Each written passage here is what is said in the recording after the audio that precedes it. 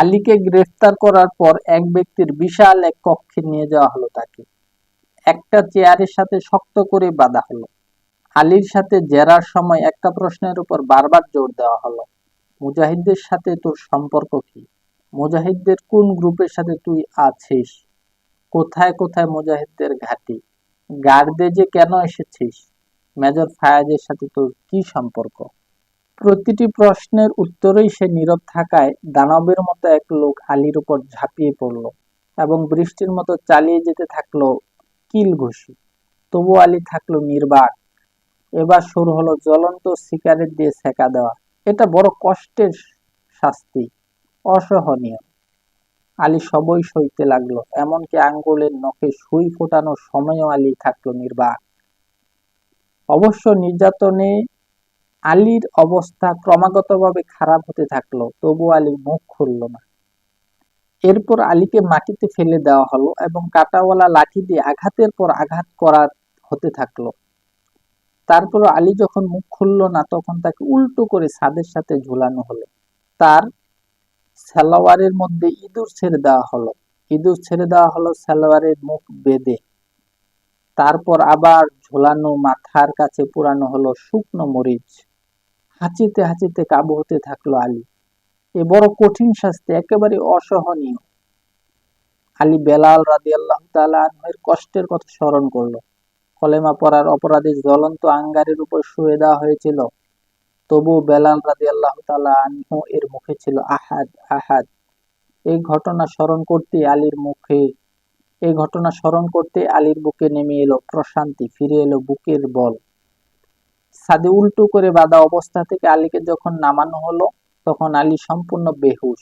হুঁশ ফিরতে আলী অনুভব করলো চোখে অসম্ভব জ্বালা, শরীরের সর্বত্র প্রচন্ড ব্যথা, কোনো কোনো অংশ থেকে রক্ত ঝরছে। কিছুক্ষণ পরে দুই ব্যক্তি এসে আলীর চোখ বাঁধলো এবং ছুঁড়ে ফেলে দিল এক অন্ধকার ঘরে। ঘুটঘুটে অন্ধকারের ভেতরে, যেখানে বিন্দুমাত্র আলোও নেই, দানবের মতো একটা মানুষ দরজা বন্ধ করে চলে গেল। ঘরের অন্য দিকের একটা লোক আলীকে তুলে নিয়ে আরেক দিকে শুইয়ে দিল। একটু হুঁশ ফিরল আলীর, তারপর আবার চেতনাহীন হয়ে পড়ল। এ ঘরে ওই ব্যক্তি ছাড়া আর দুজন ছিল। সবাই মিলে আলীর হুঁশ ফিরিয়ে আনার চেষ্টা চালাতে লাগলো, কিন্তু সকাল পর্যন্ত তার হুঁশ ফিরল না। সকালের দিকে যখন হুঁশ এলো, তখন চোখে জ্বালা করছে এবং সমস্ত শরীরে ব্যথা করছে। সে উঠে বসতে চেষ্টা করলো, কিন্তু পারল না। ঘরের মধ্যে অন্ধকার, তবু ওই চারজন আলীর কাছে এলো এবং আলীকে উঠতে সাহায্য করলো। এক ব্যক্তি এক গ্লাস পানির সাথে কিছু শুকনো রুটি নিয়ে এলো। নাও, খেয়ে নাও। আলী চিবোতে পারছিল না, মুখেও প্রচন্ড মার মেরেছে, মুখও খুলতে পারছিল না। সে শুকনো রুটির টুকরোগুলো পানিতে ছেড়ে দিল। কিছুক্ষণের মধ্যেই তা নরম হয়ে গেল। আলী আস্তে আস্তে খেতে শুরু করলো। তারপর এক ব্যক্তি পকেট থেকে একটি বড়ি আলীর হাতে দিয়ে বলল, নাও, খেয়ে নাও, ব্যথা একটু কমে যাবে। ঘন্টা আধেক পরে আলীর ব্যথা একটু কমলো। ঘরের ভেতরের লোকদের উদ্দেশ্য করে আলী ক্লান্ত কণ্ঠে প্রশ্ন করলো, আপনারা কারা? আমি কোথায়? যে লোকটি আলীকে উঠতে সহযোগিতা করছিল সে বলল, আমরা কয়েদি, তুমিও তো কয়েদি, কিন্তু তোমার অপরাধটা কি? আমার অন্যায় একটাই, আমি আল্লাহকে ডাকি। এখন তো আফগানিস্তানে চুরি ডাকাতি করলেও মাফ করে দেওয়া হয়, কিন্তু আল্লাহকে ডাকাই এখানে মহা অপরাধ, ক্ষমার অযোগ্য অপরাধ। কেননা আল্লাহর নাম নিলেই সরকার মনে করে তাদের খুনি বিপ্লব বুঝি ব্যর্থ হয়ে গেল। এই অপরাধেই আমাকে গ্রেফতার করে জেলে পাঠায়, আর কষ্ট দেয় এই জন্য যে আমি যেন আল্লাহর পরিবর্তে নমরুদের সেজদা করি। কিন্তু তারা ভুলে যায় যে সেকালের ইব্রাহিম যখন নমরুদের সেজদা করেনি, তখন একালের ইব্রাহিমের সন্তানরা কি করে নমরুদের সেজদা করতে পারে? আলীর কথা শুনে এক ব্যক্তি বলে উঠল, মেজর ফায়াজ এর অপরাধ তো আমাদের অপরাধের মতোই, সেই কারণে বন্দি রেখেছে আমাদের সাথেই। আলী মেজর ফায়াজের নাম শুনে চমকে উঠল এবং জিজ্ঞেস করলো, এ বসলো, আপনি মেজর ফায়াজ? হ্যাঁ, কিন্তু তুমি কি আমাকে চেনো? হ্যাঁ, আমি চিনি, আলী জবাবে বলল। কিন্তু কিভাবে চেনো সেটা তো আমাকে বলবে। প্রথম দিকে তো কিছু কথা আলী বলেই ফেলেছে। এবার সেই একটু সতর্ক হলো, ভাবলো দুশ্মনদের একটা চালাকি না তো। অতএব নিশ্চিন্ত না হওয়া পর্যন্ত বাড়তি আর কিছু বলা যাবে না। এবং এই কথাই মেজর ফায়াজকেও সে বলল। মেজর ফায়াজ বললেন, আমি যে মেজর ফায়াজ এটা তোমাকে কি করে বোঝাই? এই যে আমার সাথে মাসুদ, সারতাজ এবং সাইফুল্লাহ আছেন, এদের সাথে কথা বলো। আলী ওই নাম শোনা মাত্রই মনে পড়ল, এদেরকেই তো শহরে খুঁজে বেরিয়েছে সে। কিন্তু আলী সন্দেহমুক্ত হওয়ার জন্য একটু বাড়তি প্রশ্ন করল, আপনার তো আরো একজন গুরুত্বপূর্ণ সঙ্গী আছেন, তিনি কোথায়?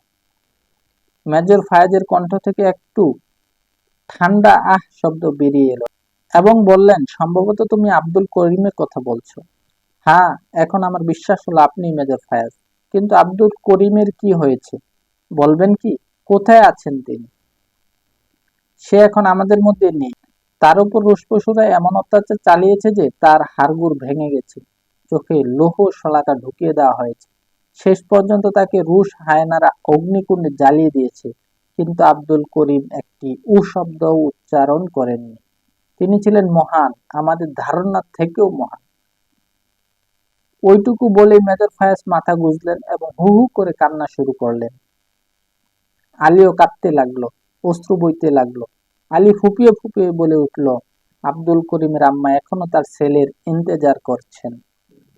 আলী তারপর তার বন্দী হওয়া পর্যন্ত সব ঘটনা খুলে বলল।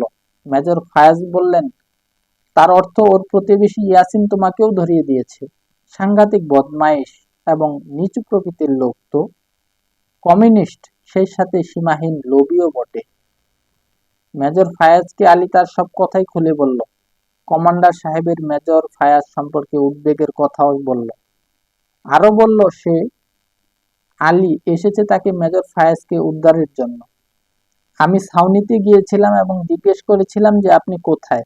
ওরা বলেছিলেন আপনি অন্য জায়গায় বদলি হয়ে গেছেন। কিন্তু যখন প্রশ্ন করেছিলাম কোথায় বদলি হয়েছেন তখন আর উত্তর দেয়নি। তারপর আলী কমান্ডারদের লেখা চিঠিটা তার জুতোর তারপর আলী কমান্ডারের লেখা চিঠিটা তার জুতোর চামড়ার ভেতর থেকে বের করে মেজর ফায়াজকে দিল।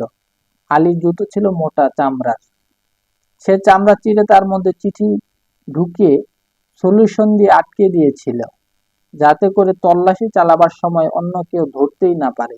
ইতিপূর্বে যারা আলীর সবকিছু তল্লাশি করেছে তারা এ ব্যাপারটি একেবারেই বুঝতে পারেনি। মেজর মেজর আলীর বুদ্ধিমত্তা দেখে অবাক হয়ে গেলেন। চিঠি পড়ার পর মেজর ফায়াজ আলীকে বললেন, তাহলে এখন থেকে 3 মাস আগেই রুশ বাহিনী আমার উপর সন্দেহ করেছিল এবং এই জন্য 1.5 মাস আগে আমাকে গ্রেফতার করেছে। আমি মুজাহিদদের সমর্থন করি এবং তাদের অস্ত্র সরবরাহ করি এই অজুহাতে। কিন্তু ওদের কাছে তো আমার ব্যাপারে কোনো প্রমাণই নেই। তবুও আমার উপর অকথ্য নির্যাতন চালিয়েছে এরা, যেমন তোমার উপর চালালো, কিন্তু আমার কাছে কোনো তথ্যই বের করতে পারেনি। আর ওই আব্দুল করিমের প্রতিবেশী ইয়াসিনের কারণে আমার অন্য এক সঙ্গীও বন্দী। কিন্তু আমি অবাক হচ্ছি শুধু এই কথা ভেবে যে এখনো আমাদের বাঁচিয়ে রেখেছে কেন। 1 সপ্তাহের মতো হয়ে গেল আলী এখানে বন্দী। ঘা শুকিয়ে গেছে। এই খানিকটা তাড়াতাড়ি ভালো হয়ে ওঠার পেছনে আছে মেজর ফায়াজের চিকিৎসা ও সেবা। তাছাড়া এতদিন ফায়াজ তার নিজের খাবারের অর্ধেকটা আলীকেই খাইয়েছে। আলীর খাবার তো আলী খেয়েছেই। 8ম দিনের দিন এক রুশ জেনারেল এলো, যখন মেজর ফায়াজ এবং আলীকে বলতে লাগলো, এখনো সময় আছে, মুখ খোলো এবং আমাদের প্রশ্নগুলোর জবাব দাও, তা না হলে তোমাদের অন্য জেলে পাঠিয়ে দেব, যেখানে তোমাদের গোস্তগুলো কিমা বানানো হবে এবং কুত্তা দিয়ে খাওয়ানো হবে। মেজর ফায়াজ রুশ জেনারেলকে জবাব দিতে গিয়ে বললেন, এই পাষণ্ড রুশ, তুই কি আমাদের শহীদ আব্দুল করিমের সবর এবং দৃঢ়তা দেখিসনি? সুতরাং আমাদের উপর আরো অত্যাচার বাড়িয়ে দিতে চাইলে দাও। ইনশাল্লাহ আমাদেরকে আব্দুল করিমের মতো ধৈর্যশীল হিসাবে দেখতে পাবে এবং আমরাও তারই মতো ইসলামের জন্য শহীদ হয়ে যাব। তবুও তোর মতো হিংস্র জানোয়ারের কথা শুনে আখিরাত বরবাদ করব না। আল্লাহ এবং ইসলামের কথা শুনে রুশ জেনারেলের মাথা গরম হয়ে গেল। সে আল্লাহ রসুলকে গালিগালাজ করতে করতে মেজর ফায়াজকে থাপ্পড় মারতে লাগলো। আল্লাহর রসুলের উদ্দেশ্যে গালিগালাজ করছে দেখে আলী আর সহ করতে পারল না। জেনারেলের কলার ধরে উপর্যুপরি ঘুষি চালাতে লাগলো। ঘুষির চোটে কয়েকটা দাঁত ভেঙে পড়ে গেল জেনারেলের। বাইরে থেকে কিছু সৈন্য হুড়মুড় করে ঢুকে না পড়লে আলী জেনারেলকে আজ জাহান্নামে পাঠিয়ে দিত। জেনারেল গালি দিতে দিতে বেরিয়ে গেল এবং হুকুম দিল, যাও নিয়ে যাও এগুলোকে অন্য জেলে এবং কুত্তার সামনে ছুঁড়ে ফেলে দাও। রুশ জেনারেল বেরিয়ে যাওয়ার পর মেজর ফায়াজ বললেন, দোস্ত, মনে হচ্ছে আমাদের সময় শেষ হয়ে এসেছে। সব ধরনের অত্যাচার সইবার জন্য মানসিকভাবে তৈরি হয়ে নাও। যে জেলের কথা ওই রুশ জেনারেল বলে গেল, সে জেল আমি দেখেছি। এ জেল ছাউনির থেকে একটু দূরে একটি বাড়ি ভাড়া নিয়ে করা হয়েছে এবং ওখানে সংগ্রহ করা হয়েছে অত্যাচার করার সর্বাধুনিক অস্ত্রশস্ত্র। সংগ্রহ করা হয়েছে রাশিয়া থেকে। এখানে সেই অস্ত্রও আছে যার এক মাথা থেকে একটা মানুষ ঢুকিয়ে দিলে অন্য মাথা থেকে কিমা হয়ে বেরিয়ে যাবে। এখানে এমন কুত্তাও রাখা হয়েছে যে 1 মিনিটে একটা আস্ত মানুষ ছেঁড়াবেড়া করে দিতে পারে। সাপও আছে, যেগুলো এমন বিষধর যা কল্পনা করতেও গা শিউরে ওঠে। গরম গরম তেলের কড়াই আছে এখানে।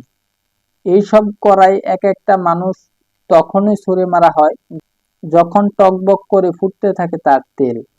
কখনো কখনো এখানে কয়েকদিনের এমন টিকা দেওয়া হয় যে পাগলের মতো নিজেদের শরীর নিজেরাই খামচিয়ে ছিঁড়ে ফেলতে থাকে। চিমটি দিয়ে নখ উপড়ে ফেলা হয়। মোট কথা, এখানে শাস্তির যত কলা কৌশল আছে সবই প্রয়োগ করা হয়। যাই হোক, তবু বন্ধু, মনে রাখতে হবে আমাদের পূর্বে লক্ষ লক্ষ কোটি কোটি মুজাহিদকে অকথ্য নির্যাতন করা হয়েছে। তাদেরকে জ্বলন্ত কড়াইয়ের মধ্যে ছুঁড়ে মারা হয়েছে, চামড়া তুলে মরিচ লবণ দেওয়া হয়েছে। একটা একটা করে তাদের অঙ্গ প্রত্যঙ্গ শরীর থেকে বিচ্ছিন্ন করা হয়েছে, তবুও তারা রাশিয়ার কমিউনিজমের সামনে মাথা নত করেনি। তারা জীবনের শেষ মুহূর্ত পর্যন্ত শুধু একটা কথাই বলেছে, ইসলাম ছাড়া মিথ্যা সবই। চিরসত্য দিনের রবি। যতদিন থাকবে একটা আফগান, মানবে না সে কোনো রশিয়ান। এসো বন্ধুরা, আমরা শপথ করি আমরাও তাদের পথ অবলম্বন করব। আর এসো আল্লাহর দরবারে এই দোয়া করি, তিনি যেন আমাদের মধ্যে ধৈর্য ধারণ করার শক্তি সৃষ্টি করে দেন। মেজর ফায়াজের দোয়ার সবাই শরিক হলো এবং আমিন আমিন বলল। রাত 9টা বাজতেই 5 জন বন্দীকে গাড়িতে উঠানো হলো। গাড়ি চলল গার্দেজের দিকের সড়ক বেয়ে, মৌতের জেলখানার উদ্দেশ্যে। রুশ বাহিনী আফগানিস্তানে আসার পর থেকে সূর্য ডোবার সাথে সাথে গার্দের শহরমুখী রাস্তা নির্জন হতে শুরু করে। রুশ বাহিনীর ভয়ে সাধারণ মানুষ, এমনকি কমিউনিস্টরাও সন্ধ্যা হতে না হতেই ঘর দরজা বন্ধ করে দেয় মেয়েদের ইজ্জত রক্ষা করার তাগিদে। আর গাড়ির শব্দ শোনার সাথে সাথে এক ভৌতিক নীরবতা নেমে আসে ওই সময়ে সারা শহরে।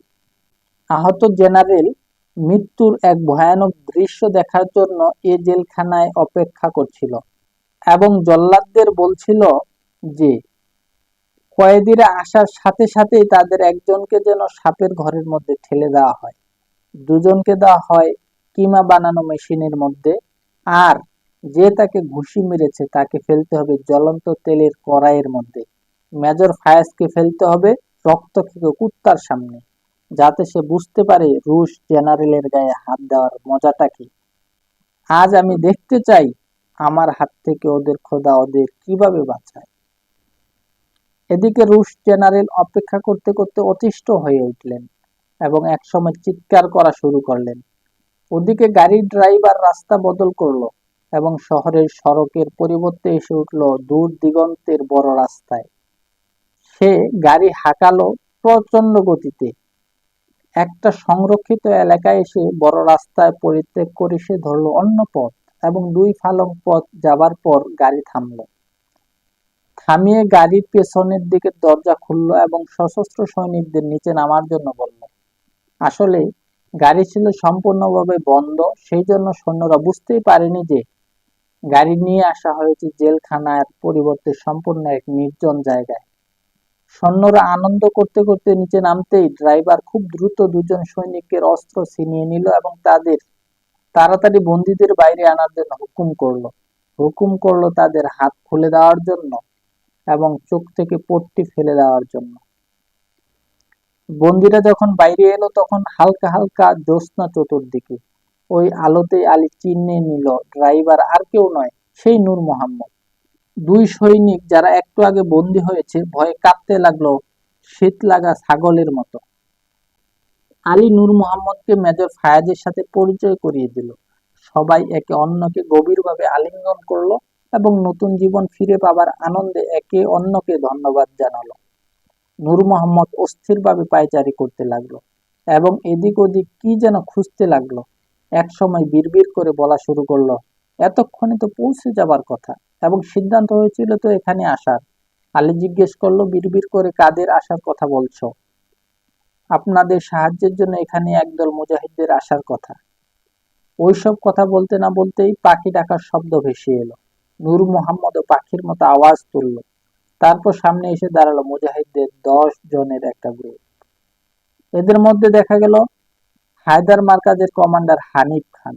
নূর মোহাম্মদ বলল, আমাদের এখান থেকে খুব তাড়াতাড়ি চলে যাওয়া জরুরি। কিন্তু আলী বলে উঠল, শহীদ আব্দুল করিমের হত্যাকারীকে আমি ধরে না নিয়ে যেতে পারি না, যাবই না। আব্দুল করিমকে হারানোর বেদনায় মেজর ফায়াজও কাতর ছিলেন। তিনি আলীর কথায় সায় দিলেন। শেষ পর্যন্ত সিদ্ধান্ত হলো, নূর মোহাম্মদ, আলী এবং অন্য 4 জন মুজাহিদ গাড়িতেই থাকবে। 2 জন মুজাহিদ 2 বন্দী সৈনিকের পোশাক পরবে, যাতে পথে গাড়ি যদি থামায়ও তবু সন্দেহ করার সুযোগ পাবে না। গাড়ি আব্দুল করিমের বাড়ির সামনে গিয়ে থামলো। রাত 11টা তখন। আলী আব্দুল করিমের দরজায় খটখটালো। দরজা খুলে দিলেন আব্দুল করিমের মা। আলী ভেতরে গেল। অন্যদিকে নূর মোহাম্মদ এবং আরো 2 জন মুজাহিদ ঢুকে পড়ল ইয়াসিনের বাড়ির মধ্যে। আলী খুব দ্রুত বর্তমান ঘটনার কথা বলে অনুরোধ করলো, যত তাড়াতাড়ি পারেন তৈরি হয়ে নেন, যা যা নেবার খুব দরকার নিয়ে নেন। রুশ জালেমরা এখনই বাড়ি ঘিরে ফেলতে পারে। কিন্তু আমার আব্দুল করিম কোথায়?